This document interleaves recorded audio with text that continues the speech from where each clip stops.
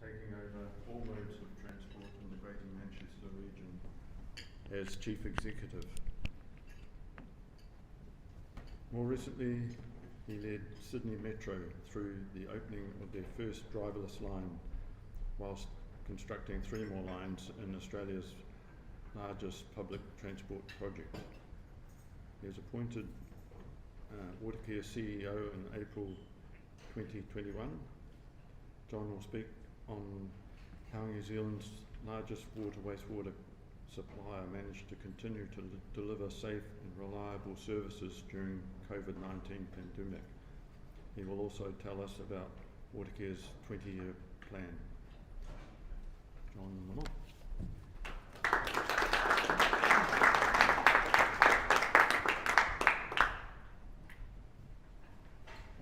Well, thanks very much, Bob. Thanks, Mirko. Tēnā koutou. Morning, everyone. Thank you very much for inviting me to speak today.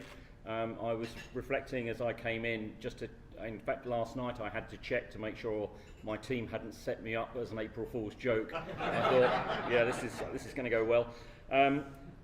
But I did a note this morning that this is the first time I've actually been out to speak at an event this year. So thank you all for coming out, because it's, so many events have been cancelled. It's great to see everybody. Isn't it so much better when people are out and you can see real people? It's great. So yeah, I'm Jon Lamonte, and I've been Chief Executive of Watercare for, well, it'll be a year next week actually. And as you've heard, I've done a few things in the past, which I'm very happy to talk about in questions if you want. Tube lines, I actually worked for Boris Johnson. I've got plenty of stories if you want. And I can certainly talk about New South Wales politics if you want to go there as well. But what I'm really here today to talk about is how we provide water and do water in all its forms to all the people of Auckland. So I've frankly never been in a place where water's been talked about so much in the news, so it seems to be one of the things at the moment. So it seems a good idea to have a chat about Watercare, what we do, just what the scale of us is, and what's on the cards for us in the future. Now, in the slides, having picked up, it'll be a bit small, so I'll call out some of the things, but our approach is very much to provide services to 1.7 million people across Auckland. The real thing we do is provide safe drinking water for everyone, and obviously we're collecting and discharging wastewater safely. We've got about 13 billion of assets under us. So I just thought I'd show some of the things here, and I'll wander around. 16 water treatment plants, 18 wastewater treatment plants. Between the kilometres of water pipes and wastewater pipes, there's about 18,000 kilometres of pipes sitting underneath us. Manholes, there's 170,000 of those out there. So there's quite a bit of stuff that we've got out there to look after. So I just thought I'd give you, that's a sort of a size and scale of it. How are we funded? Well, we're only funded because of the money you pay us for your water bills.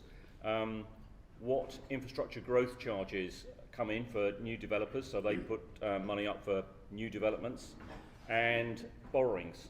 We don't get anything from the rates.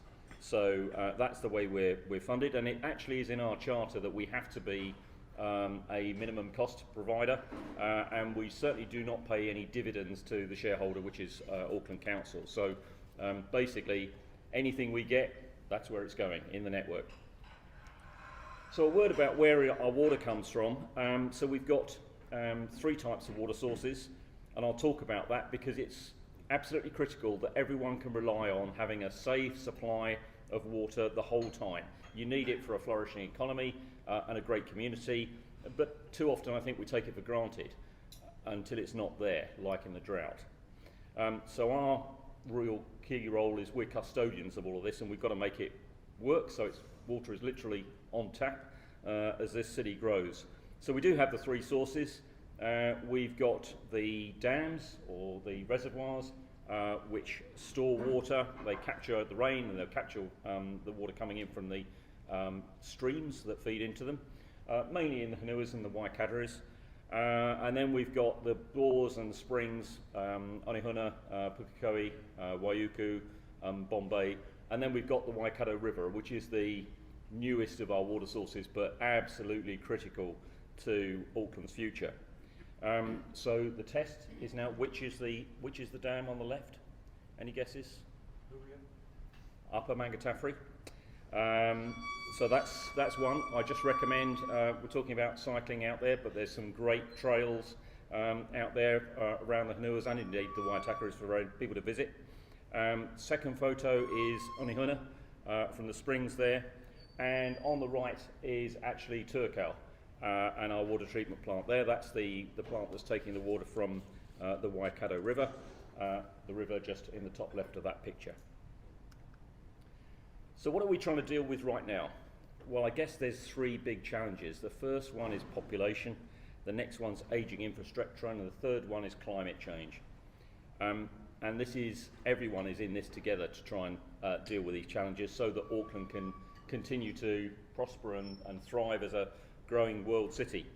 Our customers have got very high expectations. They expect the water to be there when you turn on the tap. They expect the wastewater to disappear into the right way. But the expectations are becoming harder to meet in reality. The existing water sources are stretched, the availability of land is diminishing, and climate is changing all the time. So it's getting harder and harder to meet all of this.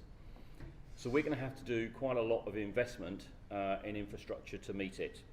So over the next 20 years, and you heard that we were going to talk about a 20-year plan, we're investing about $2.5 million every day to try and maintain our assets and build new assets to try and stay ahead of that growth path. It's quite a challenge, and I'll talk about each of those bits in the next few slides.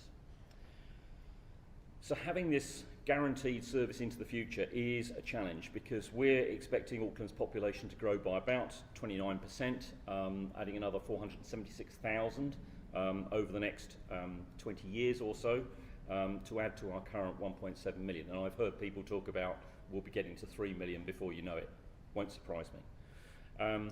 So in the next few years, we're going to have to put 8.26 billion, that's in the next 10 years, for additional water and wastewater capacity to meet that growth. It's a hell of a lot. And then this reliability of service and just being able to make sure that we have it. We really need to invest a lot so that we can withstand disruptions like the drought or the absolute major storm that we had last Monday week. We need to be able to try and put this infrastructure in with minimal impact on customers. Everyone wants the infrastructure, no one wants their roads dug up. It's a problem. So we are going to have to try and do it and also look after the environment as well, because that's really part of our remit as well. And we're having to think about climate change in a way that we probably wouldn't have done years ago. You know, when you're building infrastructure for the next 50, 100 years, you've got to start thinking about rising sea levels. You've got to think about extreme weather events. You've got to aim off for that. And it is a challenge. So the things that we're doing under all of that umbrella, and you can see the 10.2 billion over the next 20 years, upgrading many of the water mains and importantly leak reduction.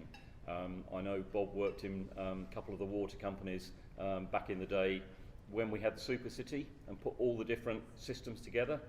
They're all different pipe sizes, they all did it differently, and you try and add them all together and you've got one or two problems. And some of the stuff we've got is, well, we're going to replace Huia water treatment plant just about on its 100th birthday, which is not really where you'd want to be. You'd really want to be placing a lot quicker than that. So, just want to talk about leaks, because everyone in the room does their bit of having, you know, 4-minute showers and all the other things, using full loads in the washing machine and the dishwasher, but we've got to do our bit, and that's fixing leaks. We've been out over the past year, we've surveyed 6,000 kilometres of pipes, and we fixed just short of 2,700 leaks. The reality is that, you know, we live in a country that things tend to creak and they bend a bit, and we put quite a lot of road traffic out there, and that doesn't help the pipes either, which are getting a bit ancient at times. We do get leaks. So we will continue with this program of surveying. It's a bit like painting a bridge. Once you've got to the end, you start at the beginning again. You've just got to keep on surveying the whole time. So we're trying to use better technology. We're using sensors in the pipes to see if we can get indications that way. You might have seen in the media we've got some leak dogs. I won't say they're great at detecting leaks, but they're very cuddly and they're really good with the media. So there we go. So climate change. Look, I'm banging on about climate change because it really is an issue for us. It's probably the biggest issue that's facing us today, I would say. And the first sign of climate change affecting us is likely to come in water, either because you get the extreme rain events or you get a big drought and you get more of them and they happen more often. That's what really happens. So we've got a key role to play as a public water utility. So we've got quite a lot of programs out there over the next 20 years to try and reduce the amount of power that we use, reduce carbon, reduce waste. So some of that is about having smarter processes, and it's sometimes better kit. So we've switched to largely electric vehicles. Makes a lot of sense. Even electric trucks where we've got heavy movements, so that helps. We put solar arrays in. If you pass the ponds at Rosedale, you'll see our solar array there that we've had it for a while. We're going to treble the size of that. We'll put in solar arrays anywhere we've got a plant, anything to cut down on the amount of electricity we do. We're trying to design low carbon infrastructure, so because carbon in infrastructure is a real problem. So things that we're doing, there's much better low carbon concrete that you can produce. If you use better concrete, you'll use less energy. If you kind of buy things in New Zealand and if you buy them close to here, you save on your transport costs. So we'll do all of that, because these targets about keeping to 1.5 degrees net rise in temperature, net zero emissions by 2050, and reducing greenhouse gas emissions by 50% by 2030. At the moment, I'll be honest, it's all going the wrong way. When we want to take water from the Waikato, we're pumping it from the Waikato to come up to Auckland. If you're pumping water, you use a lot of energy. It's not just expensive, but it really takes a lot of energy. So we're going to have to think carefully about it. That's why we've got all those programs in there. It's why we're thinking very carefully about how we do things going forward. So this is the 20-year program. As I say, 2.5 million every day. It's all in our asset management plan. It's out online. You can have a look at all of that. We launched it in July last year. We review it every year. Review it every 3 years. The last review, only 3 years before that, in 2018, was half the size of that. So you can kind of see how much infrastructure we're having to put in and how it's really expanding. That kind of shows you a little bit about what's going on, but by and large, half of it's growth, half of it's renewal, and some of it is about service improvements. That's kind of what it looks like. Now, you'll never be able to read that from where you are, so let me just wander through and say, what are the sort of projects you're getting? And I'll just do it geographically. So this is Ariwa with water mains up there. There's an awful lot of infrastructure going in there. There's an awful lot of development going in there. We need to improve the water supply up to the north. So there's new water mains going in there. It's part of a huge long-term project. Rosedale, everyone knows it as they drive along State Highway going past there, but there's about $350 million required to upgrade the facilities there over the next 10 years or so. So we're working on that as well. Northern Interceptor, people know about the Central Interceptor. I'll come back to that in a moment, but we've got to do better on collecting wastewater. Our wastewater network is getting quite old, and everyone knows from what you hear on the beaches and you see in Safe Swim, it's not great every time you get an overflow. These projects, like Northern Interceptor, is a way of getting around that. North Harbour 2 water main, Huey water treatment plant, as I say, 100 years old, coming up to, it's crazy, we ought to have done that before now. Western Isthmus is close to home for us here. A water quality improvement program for the Western Isthmus. We've also got one for the Eastern Isthmus as well. which really is all of this area, Hobson's Bay, right the way through to St Mary's, and some of the wastewater collection from there really needs improving, really need to sort out some of the beaches there, so that's what that's about. Central Interceptor is a 15-kilometre tunnel that we're building with a couple of sewers. It basically goes from Mulgrave up to New Lynn. The couple of link sewers are up this way, but that takes an awful lot of the wastewater from where we are, up here, gets it down to Mulgrave to be treated. Biggest project in New Zealand, and it was going pretty well right up until the COVID hit it, and we had 53 out of 70 tunnellers down with COVID. We couldn't operate, so we had to stop for a bit, but it's up and running again now, and it has done its first 500 metres, but it's got a fair way to go yet, so that'll be finished for 2026. Mulgrave, the wastewater treatment plant, it's huge. We've got a fair amount still to work to do there to upgrade it, ready for all the stuff that's coming out of Central Interceptor. Waikato 2, so there's a huge, great plant there you saw at Turkau. There's a second plant we put in as a small one in there. We need a much bigger one to take more of the water from there. That's what that's about.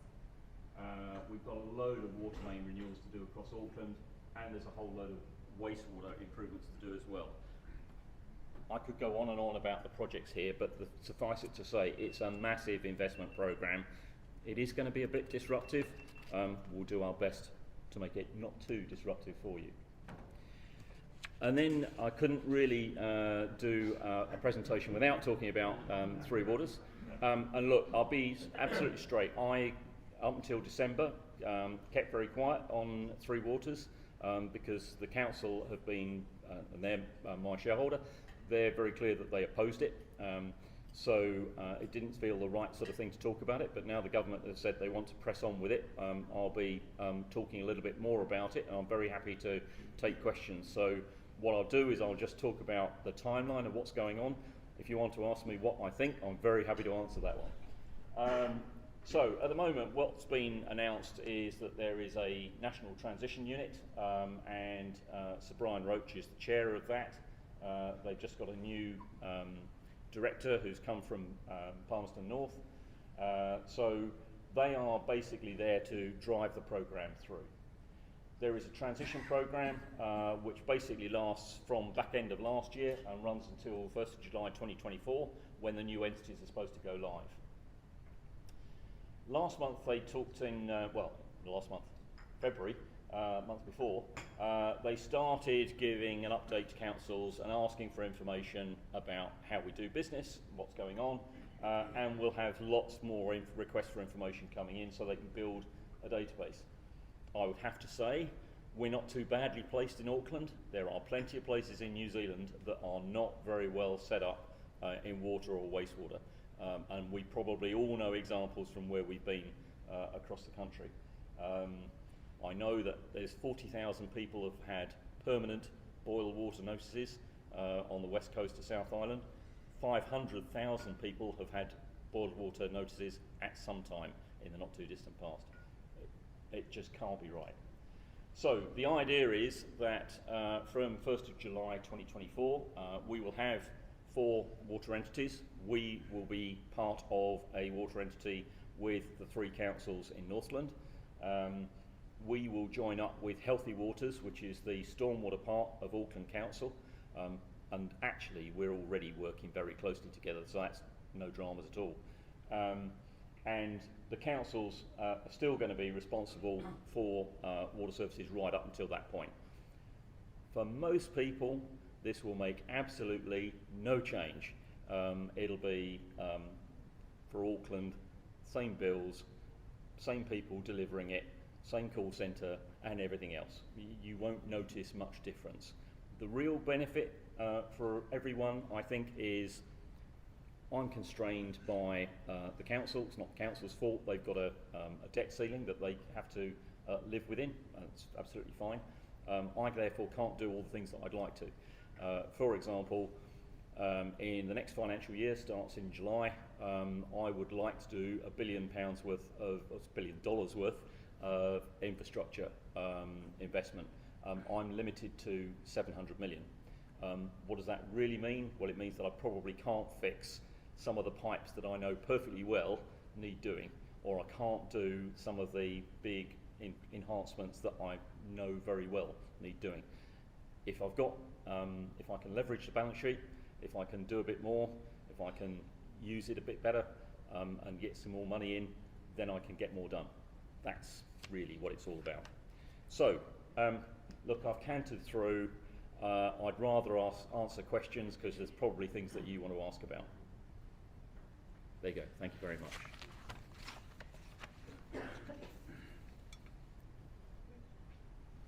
John, you said you'd give us your opinion of the nationalisation of water infrastructure. Please do. Okay. Off the record. Yeah, look, well, look, I just think, and you gather I'm a Brit and I've only been here a year, but if you had a clean sheet, if you had a clean sheet of paper and you said, right, what I want to do is I want to set up water for 5 million people, I'll have 67 organisations doing it and they'll all be different. I would say that's a bit nuts, but it is what we've got, and I think everyone gets that we need to do better. I won't say all our infrastructure is pretty or the way we do it is pretty. It isn't. But as I go around the country and have a look at what else is going on, look, some of it's on the smell of an oily rag, the way it's being dealt with. And I was up in Far North, for example, looking at a plant, and they were only too happy to show me. It's on the edge of a river. You know, you get those sort of mesh containers with rocks in that prop the bank up. It's all slipped away. It's going to take one big storm and that water treatment plant is disappearing down the river. That's kind of what you see. It has to be fixed. I talked about the board water things. The only way I can see that happening is if the water utilities are allowed to borrow money more effectively and use, I mean, I'm sitting there on 13 billion balance sheet. I know I could use that better. If we can use that more effectively, we can deliver better services. And to deliver the sort of change that we need, we're going to do that, need to do that all over the country. So from my perspective, it makes a lot of sense. We can deliver the efficiencies. And look, I know a lot of people will be worried about, well, are we still accountable? Well, of course we are. You know, we'll still be accountable to the councils. They'll still tell us what they want us to do and the priorities. We'll do it. That's my view. But you're not a bureaucrat by nature. No. That was the answer I was looking for. I'm just here to deliver stuff. That's my job. That's what I do. Do you think the Three Waters proposed structure is the most efficient way of achieving what needs to be done? Oh, look, you could argue whether it's 4 entities or it could be a different number. You could argue where the boundaries are. Frankly, anything's better than what we've got at the moment. The governance levels and the way that's being sorted and the models there, look, I think we're going to have to see how it works and make it work. I'm not too bothered. Basically, as a delivery agency, I can see a way of getting it done. Who selects my board members? Who gives me bits of paper to give me the what the priorities are? To be up to a certain extent, not that worried. I can do reports into councils. I can do reports to 4 councils as well as 1. It doesn't really matter too much to me. So I think we can make it work. Look, there might be different ways of doing it for sure, but as I say, anything's better than what we've got at the moment. Yes, I agree, it has to be done. I'm not disagreeing on that at all. Having seen what's around the countryside in various places and ask people how much they're paying for their water, and that's where I got this. Some people are absolutely paying next to nothing, and they've got next to nothing, of course, as a result of that over the period. Well, yeah, I know there are other questions, but you know, just to answer that one, I mean, I think we're one of the lowest sort of rates for water anywhere in the country.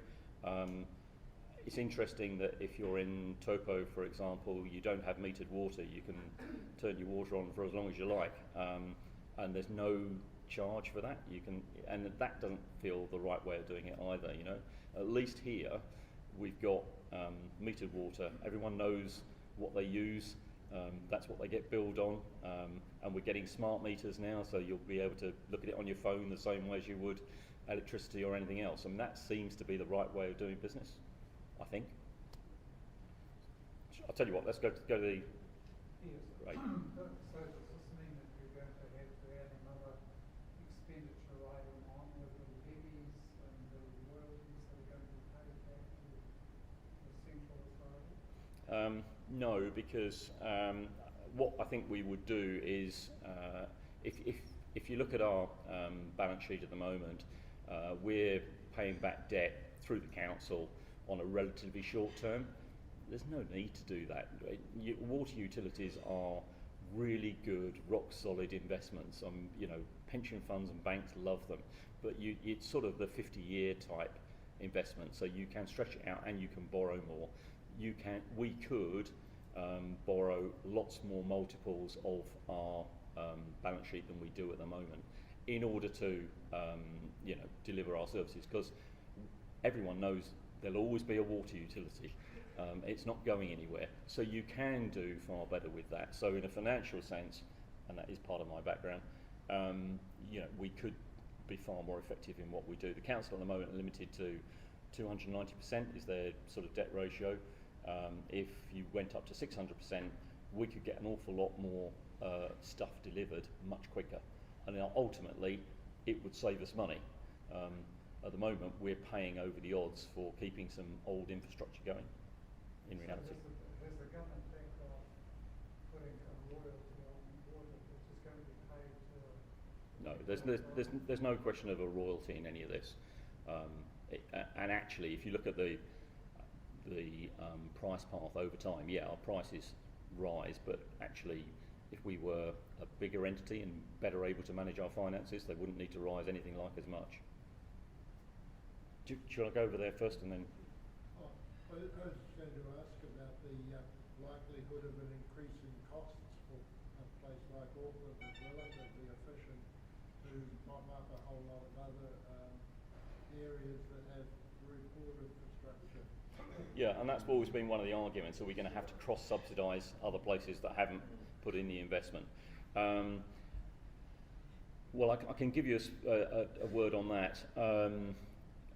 The answer is yes, possibly, but actually, when I was up in far north 2 weeks ago, what they were talking about was they were short of $4 to $6 million. Now, when you're coming from Auckland and you have to do it with a sort of a straight face on you, that's kind of a rounding error for most of the projects that we're doing. Yes, we might have to put investment in there, but in far north you're serving a population of 71,000. So look, even if they're wrong and it's costing 8-10 million, frankly, it's not, compared with what we're delivering in an 18.5 billion programme, it's not going to be huge. We wouldn't even notice. And there'll be, there will be some pluses and minuses, because to be honest, over time, some of our needs are going to be bigger. And so, if you were in Whangarei, for example, they're worried about cross-subsidising us. I don't quite see how that works, but anyway, that's what they're worried about. Should a particular portion of the population have a bigger say on how you run your business than another portion of the population? Yeah, well, I think this is all about how we are accountable to, the council, and the fact is that Auckland will be 92%, I think, of the entire population, but they will still have a huge say in what we do. We have a statement of expectations, and they also, in the future, they're going to have a statement of performance and expectations. So they will tell us what we are to do. None of that changes. We'll still be having to report on that. It was my understanding that at the top of this organisation is a political split or a population split. That there's a group over here, a small group of people who will have a bigger say than this people over here. Actually, the way it works, and this is where you can argue about the governance side of it, what they actually do is pick who's going to be on the board. It's really the board and the operational team who actually get things done. All I'm saying is I don't think it's going to make a jot of difference, to be honest. You know, I know perfectly well for Auckland, I'm still going to have, you know, 1.7 million or however many it's going to be people to serve. We're still going to provide water. We're still going to do, well, it will be stormwater as well. So it's going to be clean up after an event like last Monday week or whatever else. I don't see anything like that changing. It's not like someone's going to come in and go, right, you really need to do something wackily different, because it doesn't happen like that. We're still stuck with 18,000 kilometres of pipes and, you know, 35 plants and all that sort of stuff. I can't see it changing hugely. I think people get, too worried about it? My view. With all the development going around the city, there's no requirement for people to store water off their roofs or anything. And is it ever brought up in your area, or is it if people store their own water, they won't have to buy water? So Yeah, so Auckland Council have just launched their Auckland Water Strategy. It's out on their website at the moment, but one of the things it talks about is doing exactly what you talk about. If people stored more water from the rain pipes and all the rest of it, actually that could make a big contribution, especially to the amount of people that irrigate their gardens, because it does get dry here and people like to look after their gardens. Well, it will be better if they used rainwater for that rather than using perfectly good drinking water that we've just pumped out of the Waikato. So one of the things it says is that in the future what they want to encourage is any new development, everyone should have rain tanks. Now, I think that's a really good idea and it does make a big contribution. Where it gets a bit difficult is if people start relying on that and trying to use the rain tanks for their potable water and their drinking water. I mean, two reasons. One, how do you make sure that it's good quality? Because there's lots of nasties sitting those sort of things. And two, what happens when in the summer they run dry? And if you look at what happens in metropolitan Auckland, everyone's on the mains network.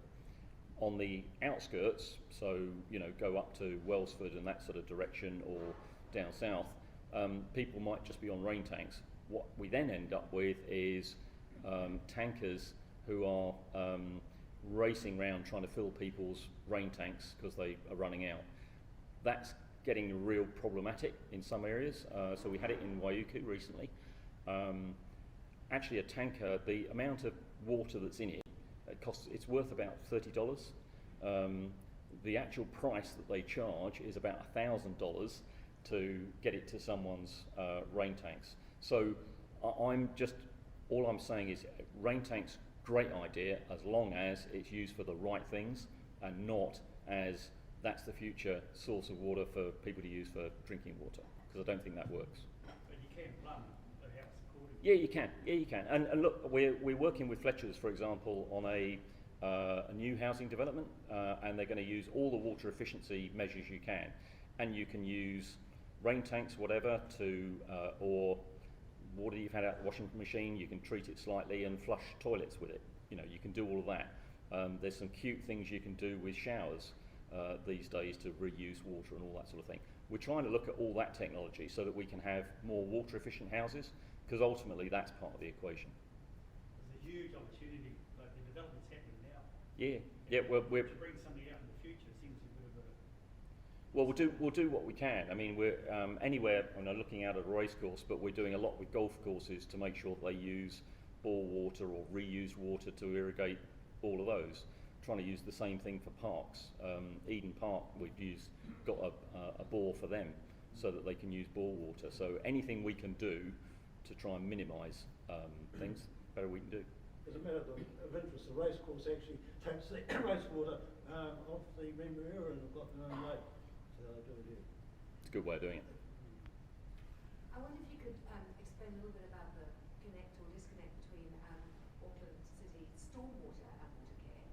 For me personally, as a ratepayer, every time it rains, the entire street and my house is on flood alert because we're told that the stormwater system in the city is not fit for purpose. But at the same time, I'm hearing the dams aren't full. I can't go out and use the water. But I welcome some of it that's swirling around my ankles. But apparently it's not getting there. No, so all of that stormwater is run by Healthy Water as part of Auckland Council. If I would say, doesn't matter, it's not a political point, there have been decades of underinvestment in stormwater across Auckland, and I know that they've got a programme that's about $1.5 billion for the next 10 years. It needs to be nearer 3 or something like that, because some of the stormwater systems are creaking, and anywhere where you've got stormwater combined with wastewater, and we've got some of those pipes, the moment we get heavy rain, guess what happens? it floods, and we saw that the other day. By bringing Healthy Waters and Watercare together, which even before reform happened, there have been various reviews in council that have recommended that happens. I'm desperately trying to drive it. We could do far better solutions. I am not sure how quick I can get to stormwater helping us to fill dams or anything like that. Just the logistics of pumping it to the right place is going to be a bit awkward. But when it comes to something like Western Isthmus or Eastern Isthmus and Hobson's Bay, we need to start actually working together to come up with the solutions, because it's no good me just coming up with a wastewater answer and someone else is thinking about a stormwater answer some other way. You need to look at it together. And actually, Western Isthmus, we've worked out a solution that might save us 100 million if we actually work together. So it's kind of worth doing. I mean, just as a naive guy who came in from a transport world, I look at it and go, why would you have 2 organisations doing waterish stuff in Auckland? That's me.